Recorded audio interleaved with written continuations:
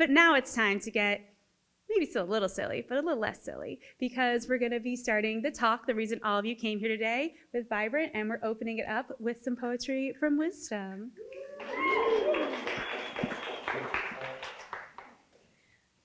Thank you so much. Thank you to Creative Mornings and Christy, and also to my wonderful friend Tyquan for having me here. My name is Wisdom Way. I am a spoken word artist. I never know like the distinction between like spoken word and poetry, like a poet, like prose, like I don't know, it just gets so convoluted. But I wanted to share a piece that I have today. I just became a published author about a month ago, so really exciting. I have a copies of my book over on that beautiful side. It's called The Generational Healing Project. Tina is definitely holding it up over there. Thank you. It's a self-help poetry collection that really dives into the transformative journey of ourselves and identity through grief, loss, anything that you can think of that might be negative experiences, and how we ourselves can use the power within ourselves to really transform that. And so this piece that I wrote is actually not in the book, but it is, I guess what you could say, a little bit of kind of like a summary of what you're gonna find. This one is called Worms and Butterflies. Ever since I was a kid, I never really knew how life worked. I was the type that prayed for worms to become butterflies, thinking that eventually it realized that it could materialize into something so beautiful. But alas, a worm is just a worm and not a butterfly. I'd ask my parents how come it couldn't spread its wings, and they'd say, poor child, why are you always wanting more for other things? When you want more for others, it'll always leave a certain sting. Learn to leave things at rest and do not cling to silly hopes and dreams, for it will leave you attempting to fill a hole and trying to intervene on the nature of life, for which you do not control. And yet, I'd still try to make that worm into a butterfly, nurturing it day in and day out, telling it, come on, man, why can't you just sprout, bloom into your beauty and let your inner self be seen? But alas, that worm stayed a worm, and I was left with the remnants of confusion and stuck in the in-between. And never really realizing that the beauty a worm has is unique within itself. You can't compare its beauty to a butterfly, for a worm has its own story to tell. And that is a lesson I've been learning for years now. Seeing that my judgments of what is beauty, what is wrong, what is right, thinking always that I got the answers, telling everyone, damn, ain't this a pitiful sight, is nothing more but my own perception of only seeing the world in black and white. Granted, I am getting comfortable with being in the gray, never allowing things to be and never really having the last say, because we're all on our own individual journey. So who am I to judge and say what is right, what is wrong, what is beautiful, when I myself no longer can tell what is even suitable, since I keep outgrowing past perceptions of thoughts and traditions that no longer define me. Just like I thought the worm wasn't as beautiful as a butterfly, I'm finding that I gotta find me and discover my own inner beauty that just keeps rebirthing itself every single time. I thank God for making me the way I am and propelling me to the next phase of his divine design. Who would have thought that playing with worms at such a young age would get me to such a conclusion? How funny we stick to old narratives and outdated delusions that no longer serve where God is trying to take us. Thank you. Thank you so much. So I feel like that's a good synopsis of the book. There's a lot of moving parts in it. Like I said, that one is not in there. But with this book, and just with every time that I engage with other creatives, even people who aren't creatives, granted I feel that everyone is, there's always some part within us that is dying to be expressed, right? I think it's so interesting when we think about the things that make us who we are. And I just kind of want to leave it on this note that if you're in that season of like change, just embrace it. You know, there is a lot of change going on right now, and it is a good thing, and it is not there to be afraid of. It's definitely one of those that you just need to lean into and know that whoever you're going to become on the end of this is a dynamic person. So thank you guys so much, and come see me at the end. Thank you so much. It's time to welcome Tyquan, the reason so many of you are here today. So thank you so much, and let's get you started.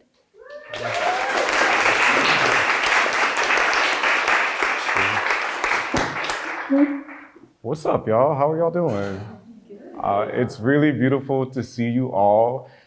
Thank you, Wisdom, for introducing us with that beautiful piece. Backstory to like a week ago, I think I heard you perform it, and I was like, that's what I want you to perform. Please perform it. Because I felt like it just really fit the theme of vibrance. And yeah, we'll kind of dive into that theme a little bit today.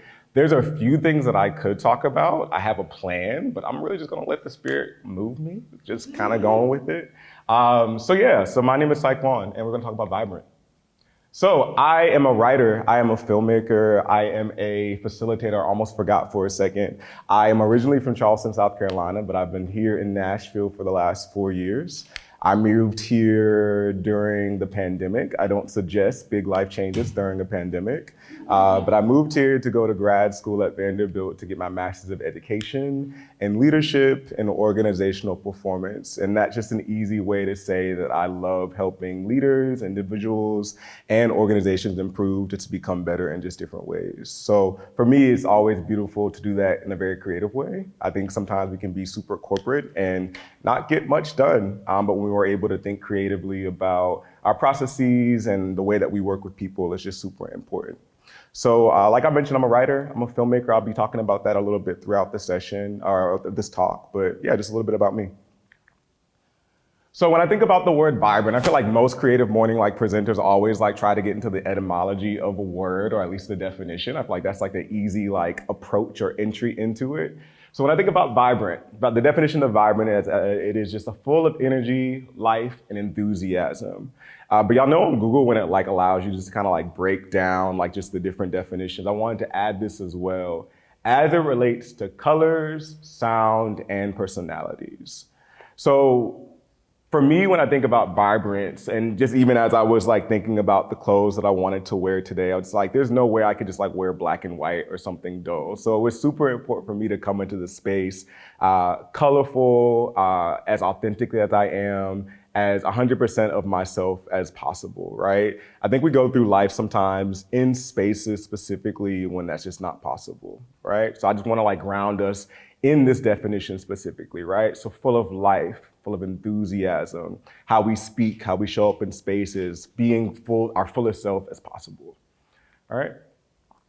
So these are just some thoughts that I've just been having lately as I've been just thinking about this presentation. I feel like I reached out to you maybe about a month or so ago, just about just trying to present and just to talk a little bit more about the theme. And when I saw that this was the theme, I was like, oh, this is perfect. I feel like this aligns so much in the way that I'm grounding myself in the world. It's aligning with so much of how I'm reflecting just in my past and where I'm currently am, and just kind of my next chapter, and just ensuring that I'm in line with these values, if you will, or these ideas of just being a vibrant person or a vibrant soul.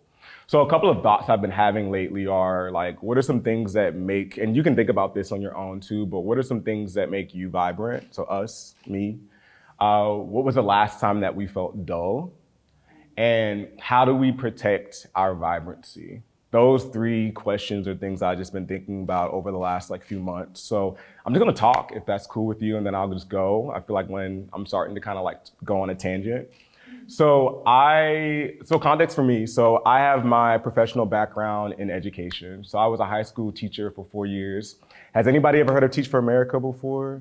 Okay, cool, yeah. So I did TFA. Any other TFA people? No? Okay, there's always usually one person, but okay, yeah. So I did Teach for America. So like I said, I'm originally from Charleston. I ended up moving down to Jacksonville, Florida, and that is where I became a high school English teacher. So I taught 9th grade, 10th grade, 11th grade, and I kind of like to say I taught 12th grade because there were also 12th graders in my 9th grade English class. I had to do credit recovery. But I wanted to start teaching because I thought it was very important to show the students that looked like me and to be in front of students that looked like me and making sure that they were reading text and short stories and novels and poems from people that looked like them. It was very important for me to do that. But being an educator, I'm not sure if you know this, is very draining. It can be very draining, right? So my first year, it was interesting because, I was on this high of like, okay, I'm gonna like save the world. I'm gonna save these kids. I'm gonna do X, Y, and Z. And honestly, like I would go home and I could barely save myself. Like I was eating ramen noodles. Like sometimes I was skipping meals because I just couldn't afford it as an educator. I think like my first year teaching, I was making maybe $38,000, and like that's without taxes being taken out. And and I lived with a roommate, and just it was a hot mess, y'all. It was such a hot mess. And when I think about my first year, I was really just diving into that I had a lot of vibrant energy, right? Like that was coming from this external source. It was coming from like, okay, like I know these students need someone to show up for them 100%. I know that if I leave, right, there'll be another vacant classroom where students don't have someone that's consistently showing up for them. So I was really, again, leaning into an energy outside of myself versus something that was inside of me, right? So my first year, like I said, it went, it left. I was kind of still on this high. I was like, okay, I could do this for a couple more years. Like I'll probably be an assistant principal or a coach and maybe like in a district leader or something like that. And then my second year came. My second year as an educator was probably the worst year for a few reasons, right? Didn't have the resources to teach the students that I wanted, the way that I wanted to. So I was teaching at a Title I school. So most of the students had free or reduced lunch. And we also had books that were not contemporary or present. A lot of the books were like from the early 2000s. I was teaching in 2017, just letting you know, right? My classroom was full. I had maybe like 25 seats, but I had like 35 students, right? Some students I would just say, hey, just take my desk, like just like sit around my desk and just work, right? But for me as an educator, it was the most draining year because that was the time that I felt probably the most dull in my professional career for a couple of reasons, right?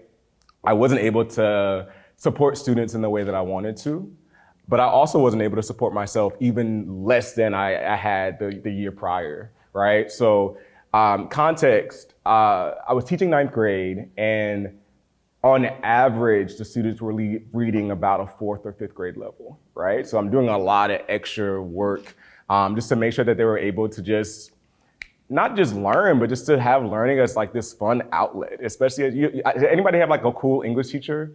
I feel like I was like the cool English teacher, I always came in with like my cardigan, like colorful cardigan, like some glasses. So it was really cool. But as an educator and someone that took my pedagogy very seriously, right? I'm always about creativity meeting education meets social impact. And that year was the year that I felt least vibrant because I was not able to be creative in the way that I wanted to support students, right? I couldn't show up as my fullest self, right? Like I was called Mr. Morton, and it just made me feel like this split in my personality in so many ways, right? Like I'm coming into this and like, even the adults are calling me Mr. Morton. I'm just like, this is in a way so dehumanizing, right? Like I'm not showing up as my fullest and most authentic, vibrant self, right? So I really just had to take a break from education. I really had to just kind of go my separate ways with it. And I got into corporate. I went the healthcare corporate route. And I still felt very dull. I was working from home pretty much since the pandemic started, took a break again from education, was working in healthcare tech, doing some education, doing some project management and facilitation, but it wasn't tapping into my creativity by any means. It was very process oriented.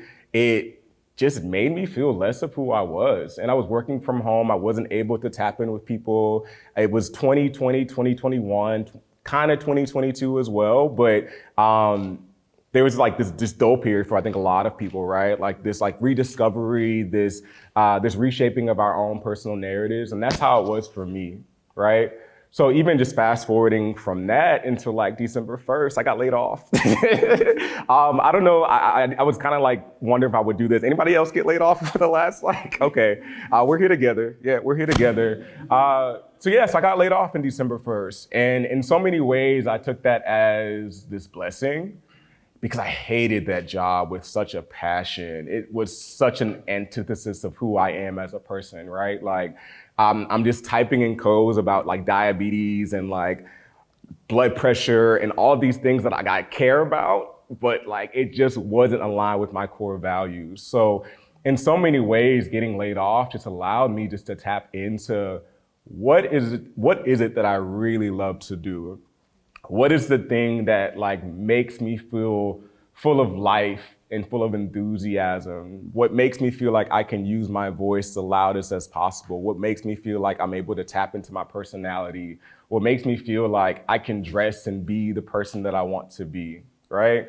So I've been laid off since like December 1st, but what has been really interesting for me is using this experience to really think about my core values, to really think about what are those situations, those moments, those people, those surroundings that really allow me just to be myself, that really allow me to just be vibrant, right? So I also want to think about, I don't really have answers, but I'd love to like pitch it to everyone. How do you protect your vibrancy in moments that are kind of sucking it away from you? Anybody have something for me? Yeah. And I left before it got to a point where I would have been wearing bright orange for the rest of my days.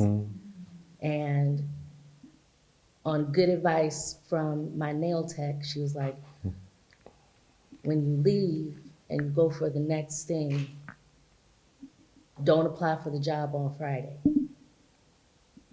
It'll get bogged down in all the emails from the weekend.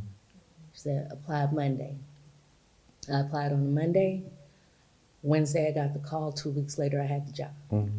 So I protected by exiting because I was becoming a shell of my former self. And it was scary, and I watched it in real time. And I also saw how the lack of resources, the lack of diversity, if you will, in the classroom, and not just ethnic, but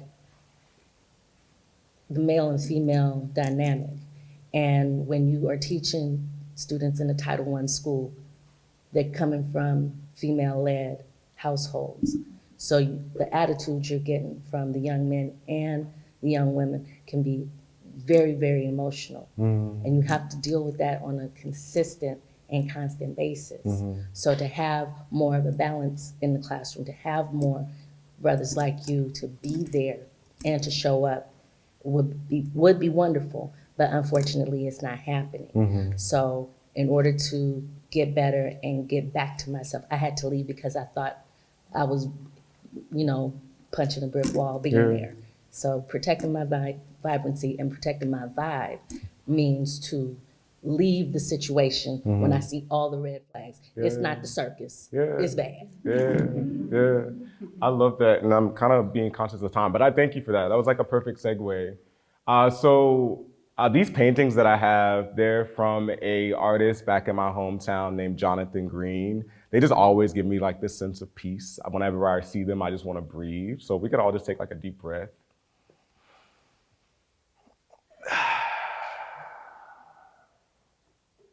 Thank you. I have a book called Gullah Spirit by him. If you ever just, before you leave, you want to just kind of flip through some of the pages, feel free to do so. So like I mentioned, I'm from Charleston. I'll go through this very quickly. I had to leave Charleston. Charleston is a special place. Has anybody ever been?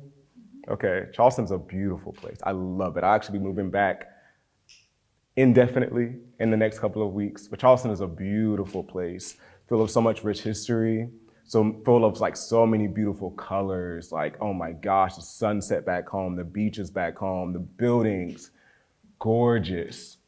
And like many Southern towns, Charleston can just be really oppressive. It can be really confining for this vibrant spirit that people want to just exude, right? For someone that is Black, me, someone that is queer, me, someone that is an artist, me, right? Charleston's known as the holy city, if that tells you anything, right? So I'm gonna touch on this in a little bit towards the end, but I just wanted to add that context. And sometimes we do have to leave our surroundings to match who we are, right? It's not necessarily about changing who we are, it's really sometimes about changing our environment so we're able to exude all of that. So, I forgot I had this in here. So these are pictures of Charleston. Downtown Charleston. This is my Nana. And yeah, hey Nana. So Charleston's an interesting place because they say by some reports say by 2050, some reports say by 2070-ish, Charleston will be underwater, right? So it makes me think about how do we really preserve vibrancy within ourselves, but also like vibrancy within culture. Like that's so important, right? Like I think we're seeing a lot of changes in Nashville and like, sure, it's becoming like this different way of vibrance or this different type of vibrant, but like how do we like just preserve the vibrancy that has been here for generations, right? How do we archive that history? How do we archive that culture? And so my Nana, this backyard, so I actually used to live in this like little apartment complex, like to the right, you can kind of see it. So whenever like I was like in elementary school, I would just like hop over the ditch and be like, hey Nana, what's up? And just get some food. So like that's my girl. I'm excited to see her when I go back home. But that ditch right there never used to flood. So when I went back home in March and like it was like a really bad rainstorm, it like almost got up to like her back porch. Right? So like, it makes me even think now, like literally like, where will this city be in like the next 25 years? And like where will we all be? But like the places that we're in, where will they be in the next 25 years? So when I think about vibrant energy, I also think about the environment, right? Like our relationship with our environment. And like you said, right? Like, yes, like the outside world, nature environment, but like even the environment that we're in, all right? Anybody know who this is by chance? Yes, Audre Lorde. Audre Lorde is so amazing. I love Audre Lorde. She has a book called Sister Outsider that if you just love to read, if you're like an intellectual reader in any way, I would suggest it. The book is a lot about silence and the power of silence over our lives, but also the power of just speaking up. So I love Audre Lorde for that sake, right? So she has an essay called The Transformation from Silence to Action and Language, which essentially talks about how when we're able to put language to something, language to some silence that we have, we're able to put action to it. And then with that action, we're able to be more empowered, right? So again, when I think about like being vibrant, like again, I said color, sound, personality, the more we can speak up, the more we can talk, the more we can express, be in conversation about our experiences, the better that we'll be. I'll just say that because I can go on a really big tangent, but I want us to get to this activity too. Feel free to take a picture of this because I'm not going to go through every single part of it. But this is a questionnaire to oneself by Audre Lorde from her essay, From Silence to Language and Action. And one thing that I love about this essay, it's really short, it's about 2 pages, but one thing that I really love about this essay, for context for Audre Lorde, she was diagnosed with breast cancer. And she wrote Sister Outsider through the diagnosis, through the chemotherapy, through that treatment. And for her, it was really her thinking about, if I die tomorrow, what are things that I haven't said that are holding me back from living my life to the fullest? Living my life with energy and enthusiasm. And this questionnaire to oneself, when I stumbled onto it, I want to say like my second year teaching, that second year that I talked to you all about, I sat with it because a lot of the questions just really went over my head. And I kind of rephrased them because they still go over my head sometimes. But I'm just going to read these questions, and I would love for you all, when you go home, if you're someone that likes to journal, just think about these 3 questions, go back to it often, go back to it regularly, and just see how it changes, all right? What do you need to say? What are the words you do not have yet? What silent struggles make you less vibrant? All right, and I'll just read it one more time. What do you need to say? It's important for us just to name the thing that we need to say. What are the words you do not have yet? Because sometimes we just don't have the words for things, and that's okay, but if we can name that we don't have the words for things, that just gets us a step closer. And what are the silent struggles that make you less vibrant? And the phrase silent struggle, right? Sometimes we just swallow the things that we want to say, just thinking that it's just gonna get us through life, but in so many ways it's making us duller, right? So just some things to think about, all right? So this is what I'm really excited for. Can we take one more breath?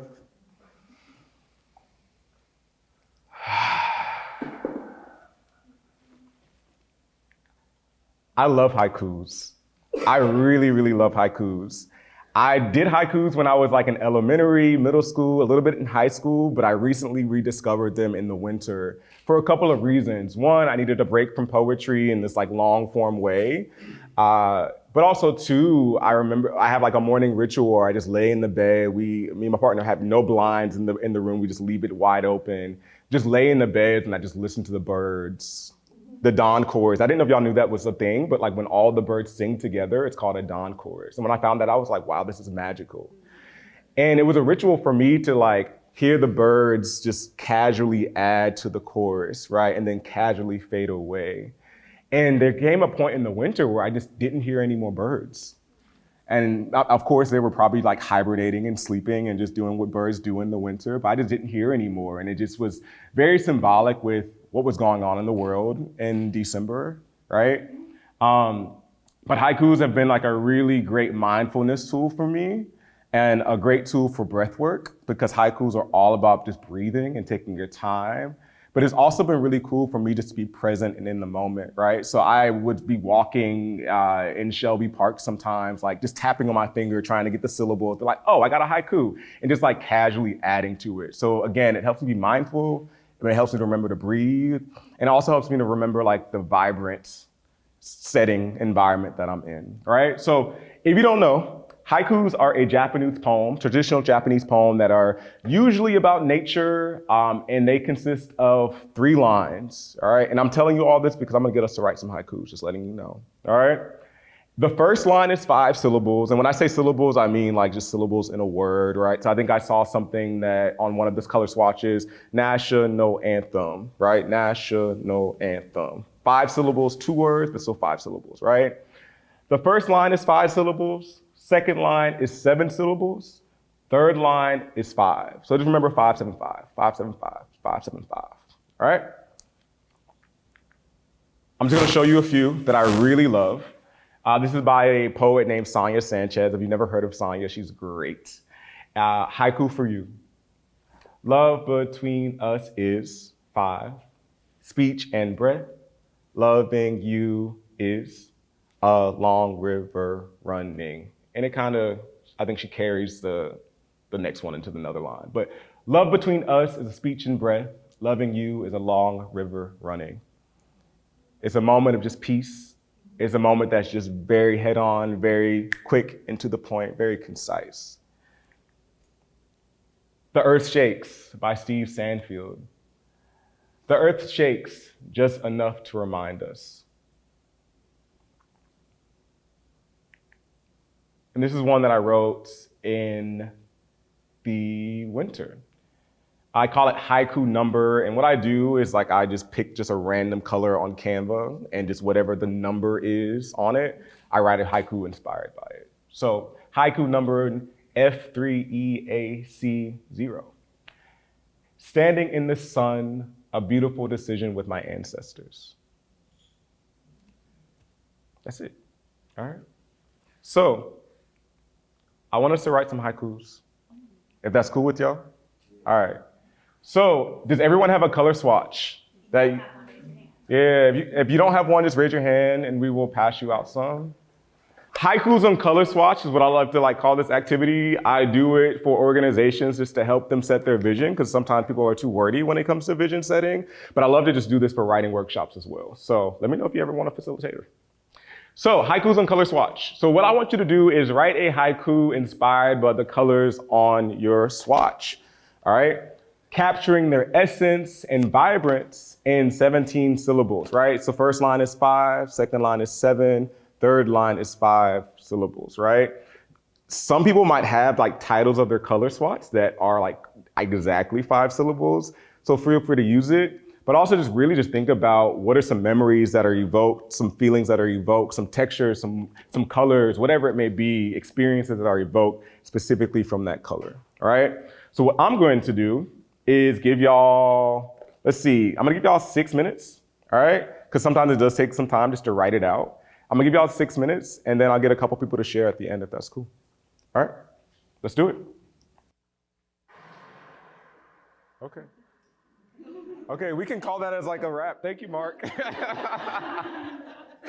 All right, cool. So because haikus are super quick to read, I'd love to like see if anybody may want to read theirs. Please don't be shy because they should just be playful with it. Yes, and yeah, thank you, Christy. All right, so I want to practice this with, I wanted my swatch to be black. Okay, And I also want to say that, in light, black is the absence of light, but in art, black is all colors. Yeah. Okay. Can you also, whenever people read it, also say the name of your color swatch, the color on it? Dark Everglade. Okay. Okay. If this had been black, then my words would be hidden. Black is all colors. Ooh, I love that. I get really excited about haikus, y'all. So y'all will see that. Oh, that was good. Yeah, and we got you next. My color is National Anthem. Depths of ocean blue carry my soul into the sky to touch the hot sun. In the back. Oh, sorry. I'm not going to say my color. It's in the haiku. Okay. Your love, a deep ocean, teal motif drowns the sorrow, a pure devotion. So the color was teal motif. Okay. And maybe as we're reading too, we're noticing a lot of the breath, right? Like just those moments that like vivid imagery. So I love it. Yeah. Okay. So we'll start with the sad one. It says, in a lagoon, I see you, but I don't see me in your ocean, please. So that's the first one. And my color is Adonis, and it's like this blue kind of situation. Oh, I love that name. And the second one is happy. It's about my dog. His name's Ace Papa. And it says, Ace Papa, treat time. Here comes sniffs and all the drools. Hey, you tricked me, Mom. I love it. Yeah, let's keep them coming. All right, mine is Sugar Poppy is the name of my color. I wrote two too, but I'll share one. Pluck it up and sniff that everything has a scent, but everything has a time. My color is green and it's mown grass. Okay. And I said, loudly chopping up, creating an even plane, peace I can grow with.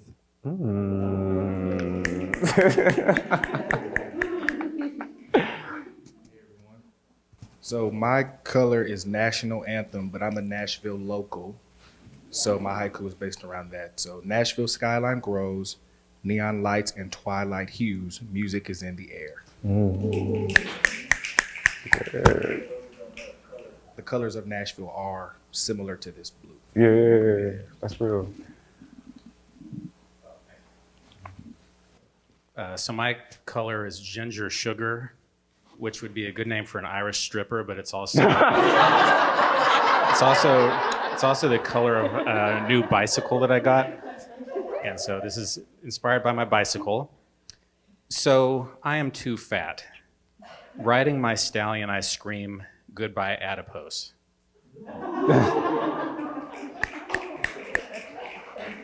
Maybe a couple more. Oh, we have Alexa's.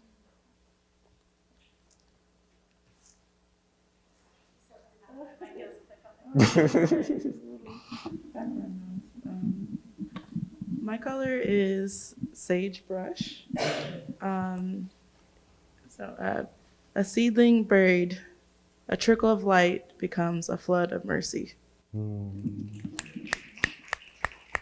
Cool.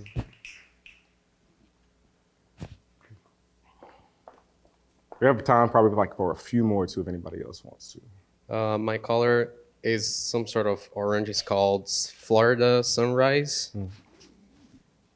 Coffee by sunrise reminds me I'm not from here, yet I still belong.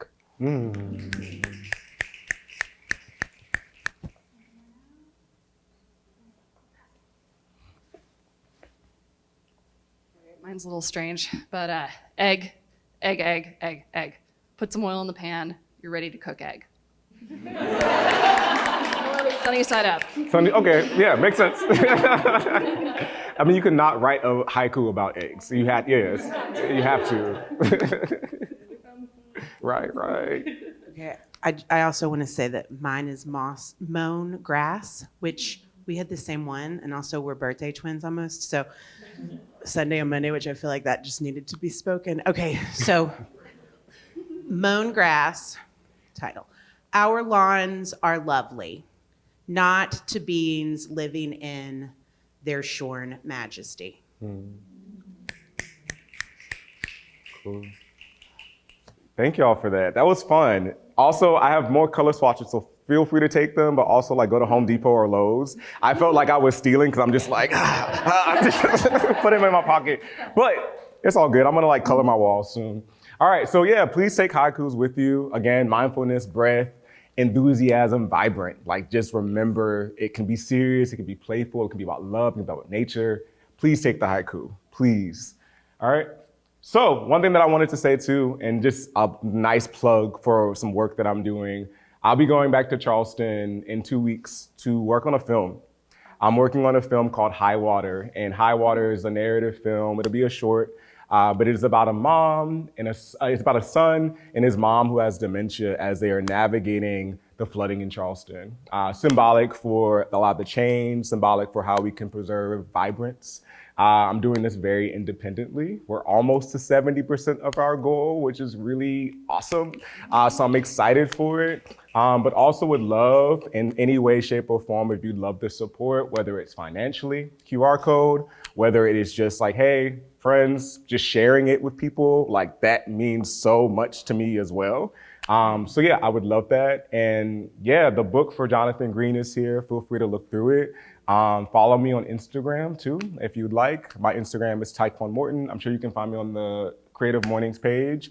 And yeah, I'm really glad I was able to do this before I head out. So thank y'all so much.